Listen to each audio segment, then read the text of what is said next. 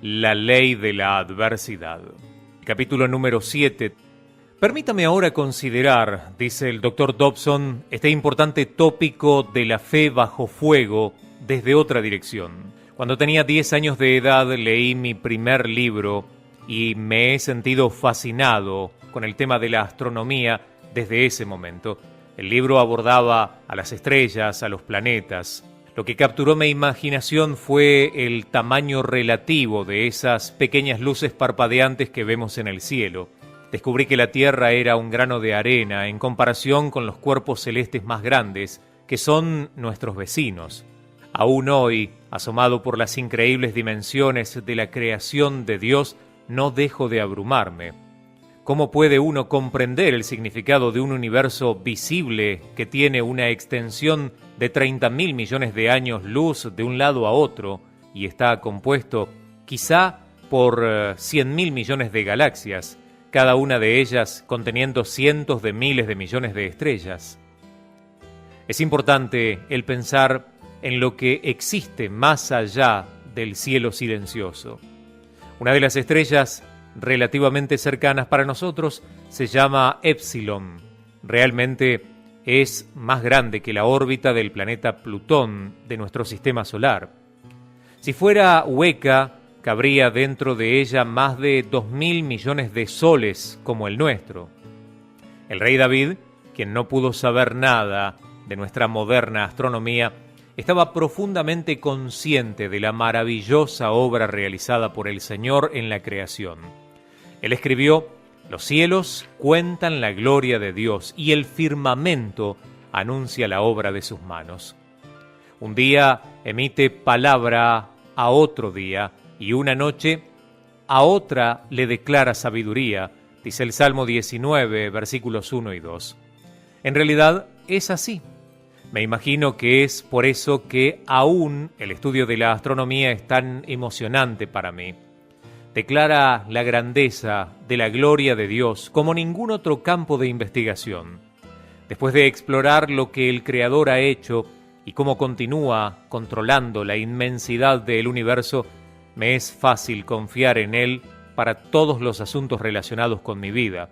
De alguna manera, parece que Él puede encargarse de todos ellos.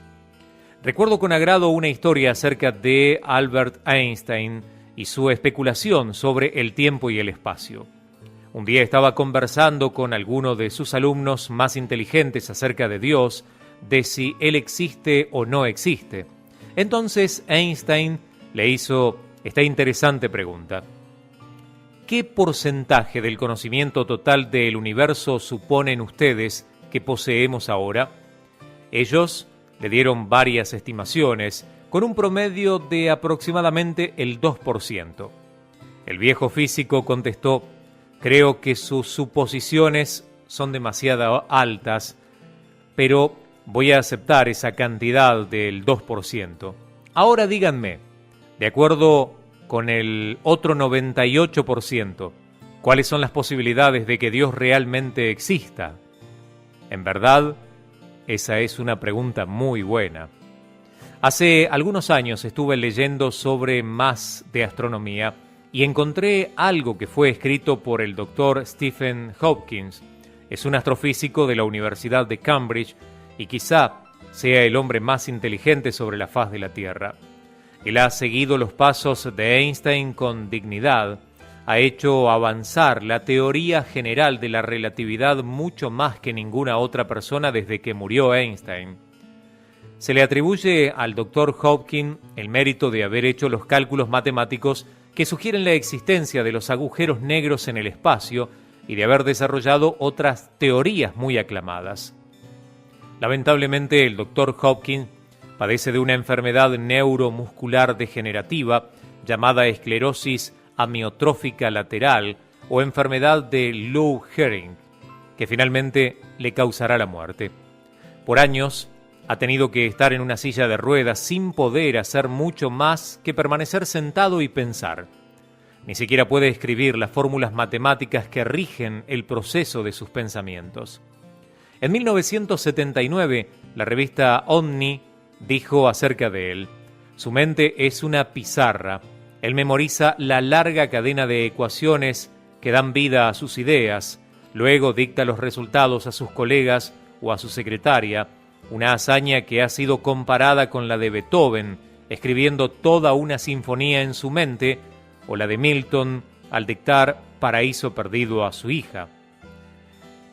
En estos últimos años, el Dr. Hopkins ha perdido hasta la habilidad de hablar y ahora se comunica por medio de una computadora que él opera con movimientos leves de sus dedos. También la revista Omni dijo: está muy débil para escribir, alimentarse a sí mismo, peinarse o ponerse los anteojos. Alguien debe ayudarle haciéndole todo esto. Sin embargo, este hombre, uno de los que más dependen de otros, se ha escapado de ser clasificado como un inválido. Su personalidad brilla a través de los detalles de su trastornada existencia. Su aceptación de una enfermedad catastrófica, a pesar de que él no cree en el Dios de la Biblia, es lo que ha hecho que Hopkins llame a nuestra atención en relación con el tema que estamos considerando.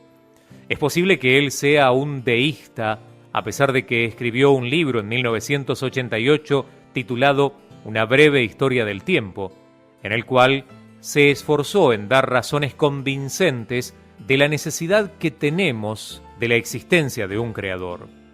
Sin embargo, lo que él ha aprendido por medio de su incapacidad física es extraordinario y puede ser muy instructivo para todos los que vivimos por fe. Él dijo que antes de enfermarse tenía muy poco interés en la vida. La llamó una existencia sin sentido, como resultado de su siempre sentimiento de aburrimiento. En todo ese tiempo bebía demasiado y trabajaba muy poco.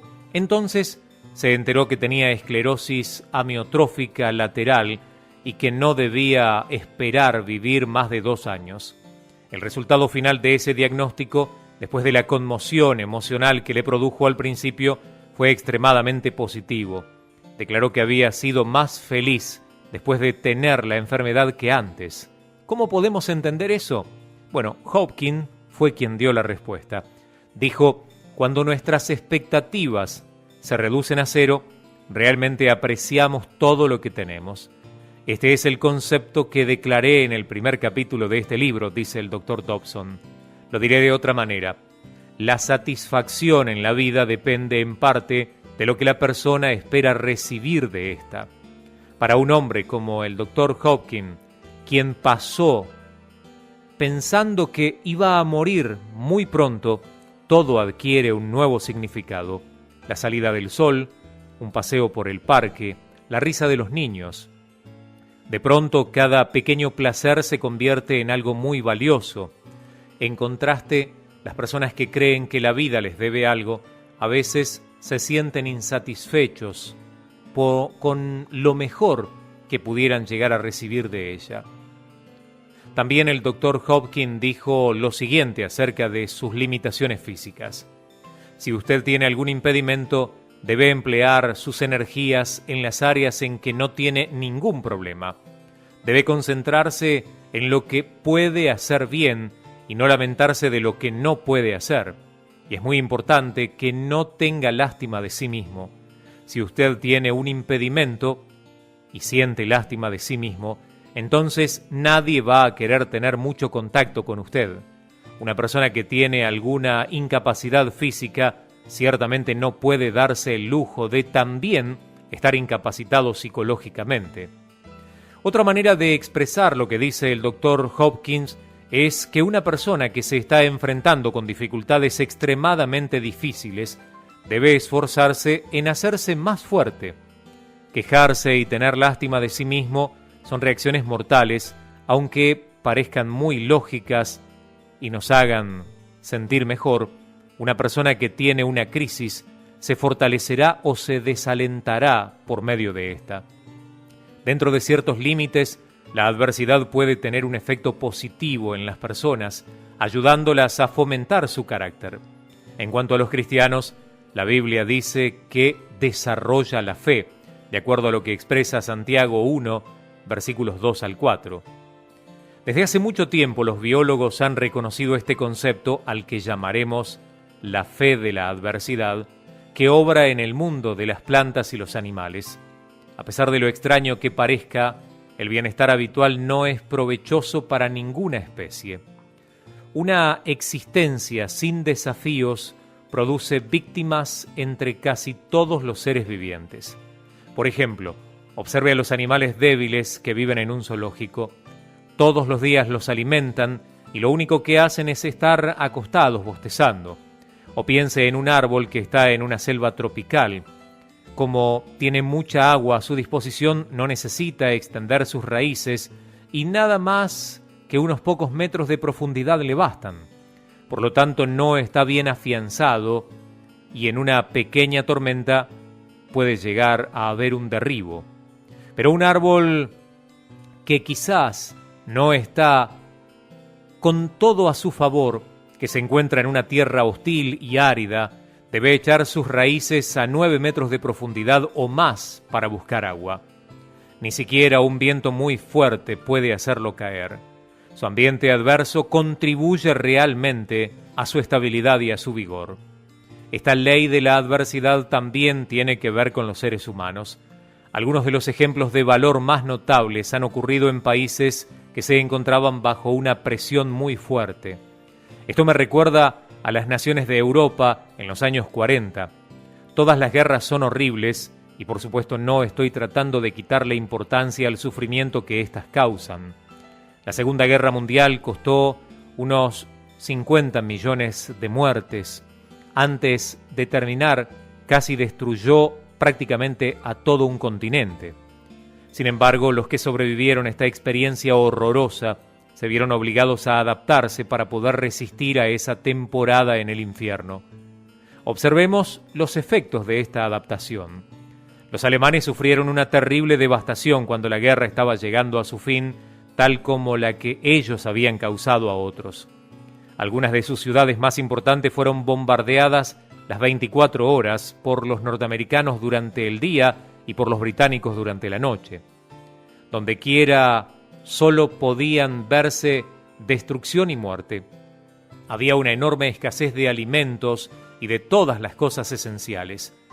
Cuando terminó la guerra, el 80% de los hombres nacidos en 1922 había muerto, llenando al país de dolor y de tristeza.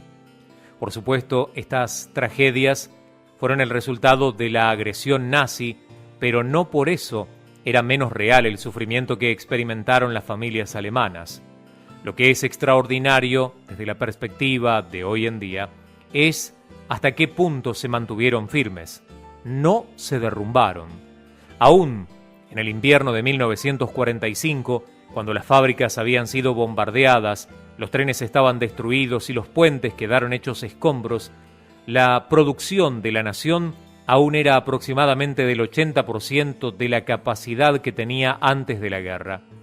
Su espíritu de cooperación permanecía siendo muy bueno. Toda la nación seguía mostrando un firme propósito de continuar luchando, aunque los ejércitos aliados estaban apretando cada vez más la soga alrededor de Berlín. La historia de la Gran Bretaña durante la guerra no fue menos importante. Churchill guió al pueblo al heroísmo personal. Comenzó por hablar de sus expectativas, ofreciéndoles solo sangre, trabajo duro, sudor y lágrimas. Eso les ayudó a fortalecerse contra las dificultades. En los días más sombríos de los bombardeos aéreos, cuando su amada patria estaba en peligro inminente de ser invadida, los británicos resistieron con firmeza. Nadie estaba seguro de si se podría detener a Hitler y a sus secuaces. Sin embargo, la canción más popular de Inglaterra durante ese inquietante tiempo era una expresión de esperanza, no de temor. Se llamaba Los acantilados blancos de Dover, refiriéndose a un área costera que estaba llena de cañones, aviones, equipos de radar. La letra, según lo que puedo recordar de cuando yo era niño, dice más o menos así: volarán los pájaros azules sobre los acantilados blancos de Dover. Mañana solo espera y los verás. Habrá amor y risas y paz para siempre. Mañana, cuando el mundo sea libre, el pastor cuidará de sus ovejas, el valle florecerá otra vez, y Jimmy dormirá en su pequeña habitación otra vez. Volarán los pájaros azules sobre los acantilados blancos de Dover. Mañana solo espera y los verás.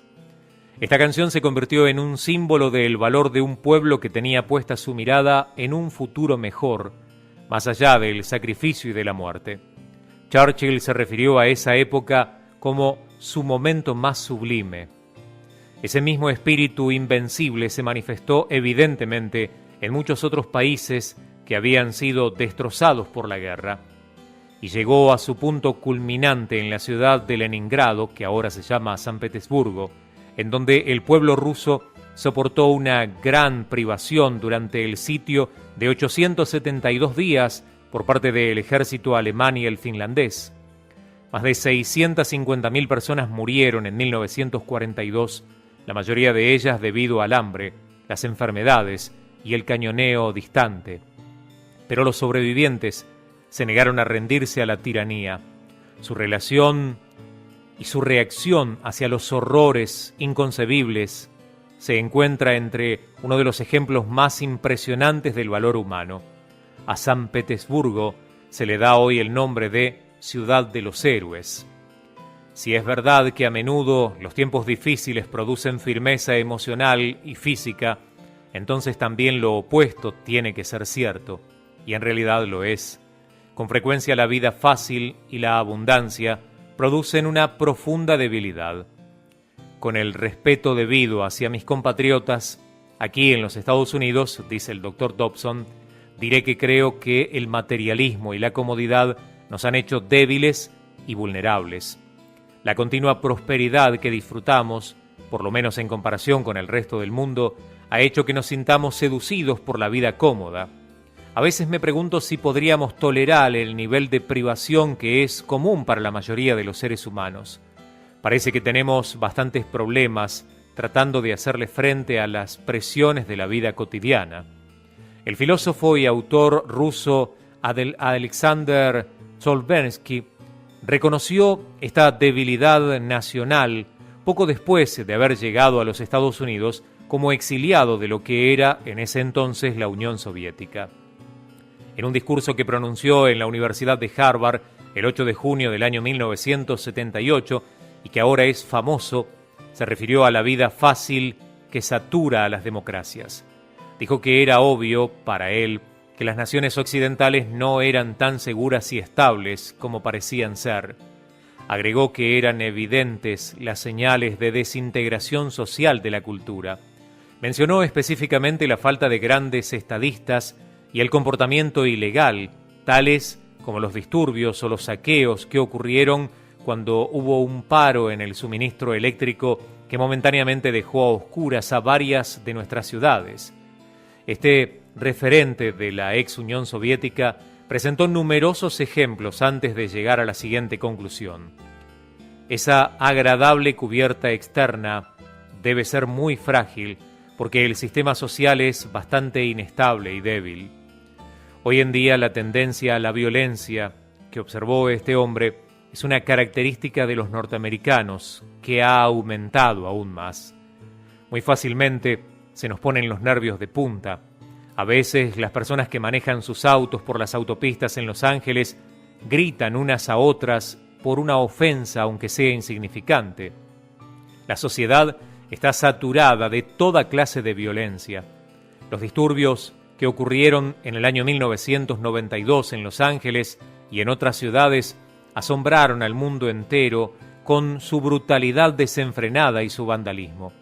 El alcoholismo, la inmoralidad, la drogadicción y la desintegración de las familias, el abuso sexual a los niños, la pornografía, la delincuencia, la homosexualidad y los juegos de azar están más generalizados hoy más que nunca. La cultura parece estar al borde de su destrucción. No se necesita mucho para hacerla desintegrar, y esto está ocurriendo en tiempos relativamente buenos. Parece que en realidad la prosperidad es una mejor prueba del carácter que la adversidad. ¿Obra también esta ley entre los cristianos? No cabe duda de que así es. Observé a la Iglesia en Europa Oriental y lo hice en comparación con la Iglesia en Europa Occidental. Antes de la caída del comunismo y la apertura de las fronteras, la comunidad cristiana era mucho más fuerte bajo el dominio totalitario que en la cordialidad de la libertad. Esa verdad es increíble. La Iglesia estaba viva y bien en Polonia, Checoslovaquia, Rumania y Alemania Oriental, en donde tenían muy pocas Biblias y materiales de estudio, en donde no había seminarios y conferencias cristianas, tampoco emisoras religiosas de radio o de televisión, ni siquiera películas. La opresión comunista a la que estaban sometidos los creyentes era intensa. Los pastores cuidaban de 6 u 8 congregaciones debido a la falta de líderes capacitados. Ser cristiano significaba tener que pagar un precio muy alto. Sin embargo, la fe no solo prevaleció en ese ambiente adverso, sino que floreció rápidamente. En contraste, la devoción religiosa languideció en la libertad de la Europa occidental. La apatía fue evidente de manera especial en países en donde la Iglesia recibía el apoyo económico del gobierno, como Dinamarca, Suecia, Noruega y Grecia. Por medio de esa historia reciente uno podría llegar a la conclusión de que la mejor manera de acabar con la Iglesia o debilitarla es quitar de su camino todos los desafíos. Pensemos más acerca de esta ley de la adversidad. ¿Qué tiene que ver con usted y conmigo? ¿Podrá ser que nuestro Padre Celestial permite que sus hijos tengamos que luchar para mantenernos fuertes? Creo firmemente que así es. Eso fue precisamente lo que Santiago le dijo a los judíos cristianos en el primer siglo.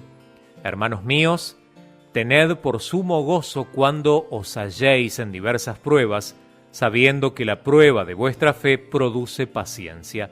Santiago 1, versículos 2 y 3. Pablo repitió este tema en su carta a los romanos. Y no solo esto, sino que también nos gloriamos en las tribulaciones, sabiendo que la tribulación produce paciencia, y la paciencia prueba, y la prueba esperanza. La carta a los Romanos capítulo 5 versículos 3 y 4. Jesús lo dijo más claramente: si alguno quiere venir en pos de mí, niéguese a sí mismo y tome su cruz y sígame. Mateo 16, 24. También dijo: porque todo el que quiera salvar su vida, la perderá, y todo el que pierda su vida por causa de mí, la hallará. Estas palabras nos dejan muy poca posibilidad de duda. Jesús quiere que nos entreguemos completamente a Él, que tengamos dominio propio y que nos mantengamos firmes. También Él nos advirtió acerca de los peligros de la vida fácil. Creo que eso es lo que Él quiso decir cuando declaró: más fácil es pasar un camello por el ojo de una aguja que entrar un rico en el reino de Dios. Marcos 10, 25. Él no quiso decir que Dios establece una norma diferente y más difícil por medio de la cual los ricos son juzgados. Más bien, estaba ratificando que la riqueza debe hacernos depender de la comodidad que disfrutamos y es sumamente seductora. Una persona que se crió acostumbrada a las cosas buenas de la vida podría no sentirse atraído al camino del sacrificio de la cruz. Como el joven rico que se alejó de Jesús, podría llegar a ser difícil para una persona rica el seguir a este maestro que nos llama a realizar el sacrificio supremo. No solo es peligrosa la riqueza, sino que también lo es la adulación de nuestros semejantes. Si usted quiere saber de qué está hecha una persona, eleve a una alta condición social y llénela de expresiones de admiración. Dentro de poco su carácter oculto se manifestará y todos podrán verlo. Salomón escribió: el crisol prueba la plata y la hornaza el oro, y al hombre la boca del que lo alaba. El libro de los Proverbios, capítulo 27, versículo 21. Por medio de estos versículos de la Biblia y de muchos otros, debería ser evidente que nunca fue el propósito de Dios que la vida cristiana fuera un paseo a través de un jardín lleno de rosas. Esa existencia placentera terminó cuando Adán y Eva fueron echados fuera del jardín del Edén. Desde entonces, la vida ha sido un reto para todos nosotros. Estoy seguro de que usted ya sabía esto. Hace varios años me encontraba atravesando por un periodo de prueba en el que estaba experimentando muchas frustraciones. Me sentía como Job cuando los que le traían malas noticias estaban esperando su turno para relatarle sus historias. Todo el mes había sido así. 30 días recibiendo una noticia mala tras otra. Entonces, una noche en la que Shirley, mi esposa, estaba fuera de la ciudad porque había ido a una conferencia, decidí visitar mi restaurante favorito, que era un lugar donde vendían hamburguesas con servicio para automovilistas. Eso fue antes de que mi cardiólogo y mi esposa se pusieran de acuerdo para destruir uno de los placeres más grandes de mi vida. Entré apresuradamente en el auto de mi hijo sin recordar que cuando él regresó de la universidad yo había cancelado la póliza de seguro sobre ese auto. Había manejado por unas 3 cuadras cuando me di cuenta de que estaba manejando sin estar protegido con el seguro de responsabilidad civil. Pensé, con solo cometer un error tonto, podemos perder nuestra casa. Estaba a nada más que 2 cuadras del lugar de las hamburguesas, así es que disminuí la velocidad y continué avanzando lentamente. Casi me detenía en cada esquina mirando a ambos lados antes de seguir adelante poco a poco. Estoy seguro de que la gente pensaba que yo era un anciano que no sabía lo que estaba haciendo o un tipo raro, o las dos cosas. Llegué sano y salvo a mi querido restaurante de hamburguesas y me di un suspiro de alivio. «¿Qué quiere ordenar, por favor?», dijo la voz apagada de un adolescente a través de la pequeña caja negra de la sección de servicio para los automovilistas. Le dije al joven lo que quería y luego avancé hacia la ventanilla. Muy pronto el empleado estaba extendiendo una mano para darme una bolsa que olía muy bien, así que me asomé por la ventanilla del auto para tratar de agarrarla. Allí estaba yo, con casi la mitad del cuerpo afuera del auto, cuando una señora de edad perdió el control de su Mercedes que estaba detrás de mí. Se le había resbalado el pie en el pedal del freno y había pisado el acelerador. Aquello fue como un tanque Sherman pasándome, como si me hubiera chocado con un cochecito llevado por un niño. De pronto, el auto de mi hijo Ryan y yo salimos volando por el camino de la entrada, sin saber a dónde íbamos a dar.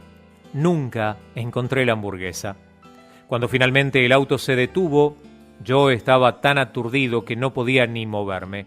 Entonces, esta amable ancianita de 81 años se acercó a mi ventanilla apresuradamente para ver si yo estaba bien y para rogarme que no llamara a la policía. Me dijo: «Lo siento, hace 2 semanas me ocurrió lo mismo con otra persona. Por favor, no me denuncie. Voy a arreglarle el auto». Debería haber informado a las autoridades acerca del accidente, lo sé, pero no tuve valor para hacerlo. La señora en el tanque y yo estábamos teniendo la misma clase de mes. Hay momentos como este cuando creemos que el universo entero se ha puesto de acuerdo para hacernos daño. Así que la vida es un desafío. No hay duda de que fue diseñada de esa manera. Observe cómo Jesús se relacionó con sus discípulos durante su ministerio en la tierra. Difícilmente alguien podría acusarle de haber mimado a sus hombres rudos. Imaginémoslos una noche en una pequeña barca. Usted conoce la historia. Se desató una gran tormenta mientras Jesús dormía apoyado sobre una almohada.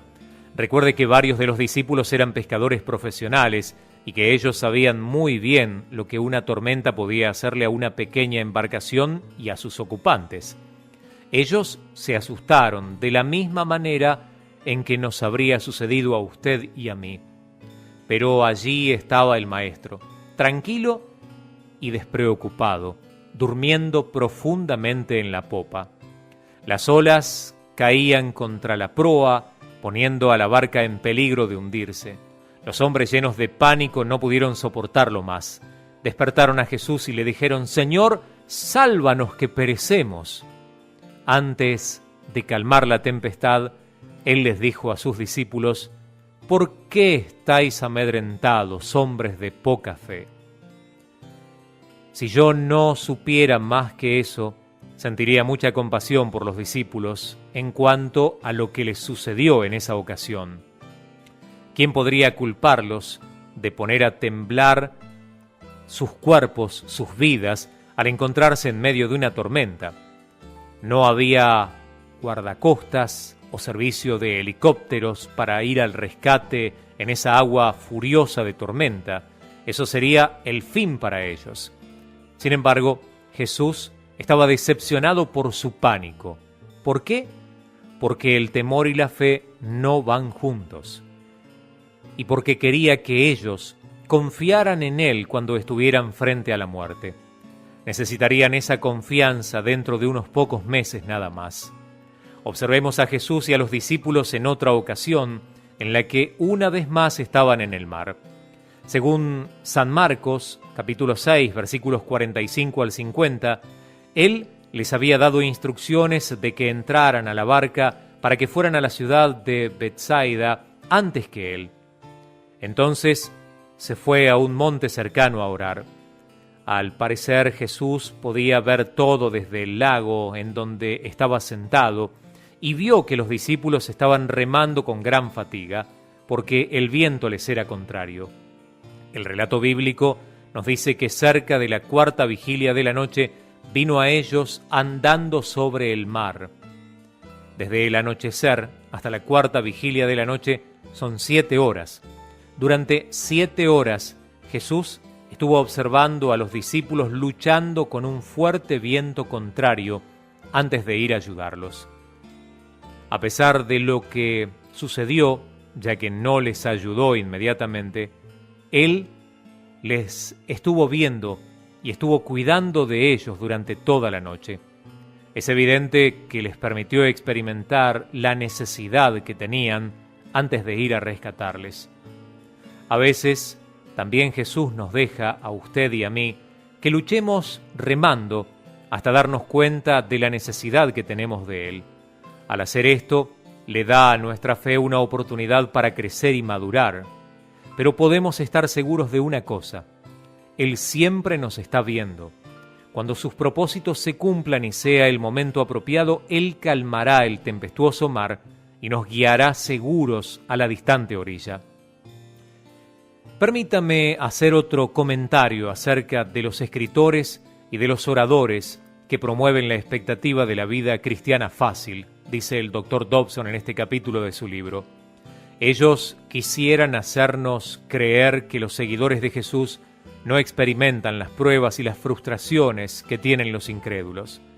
Algunos parecen estar tan ansiosos de decirnos lo que nosotros queremos oír que tuercen las verdades de la palabra de Dios. Quisieran hacernos creer que el Señor se apresura a actuar en el mismo momento que nos vemos frente a algún problema para quitar de nuestro camino toda incomodidad o necesidad. Bueno, a veces Él hace justamente eso, pero en otras ocasiones no lo hace. De cualquier manera, Él siempre está presente y tiene perfecto control sobre nuestras vidas. Veamos otro ejemplo en la relación de Jesús con sus discípulos que realmente no eran tan rudos. Ocurrió la noche antes de que fuera crucificado. Pedro, Jacobo y Juan estaban con Él en el huerto de Getsemaní. A medida que la noche fue transcurriendo, Jesús comenzó a sentirse abrumado de tristeza por lo que le esperaba. Les pidió a los 3 que se quedaran atrás y velaran mientras Él iba un poco más adelante a orar solo. 3 veces, durante 1 hora, regresó a donde los había dejado y los encontró durmiendo, porque los ojos de ellos estaban cargados de sueño, dice Mateo 26:43. Como antes, expresó su disgusto por la debilidad de sus discípulos. Debemos recordar que hacía unos pocos días estos hombres habían dejado bajo una condición de tensión terrible momentos de sus vidas. comprendían que estar cerca de Jesús podía costarles la vida.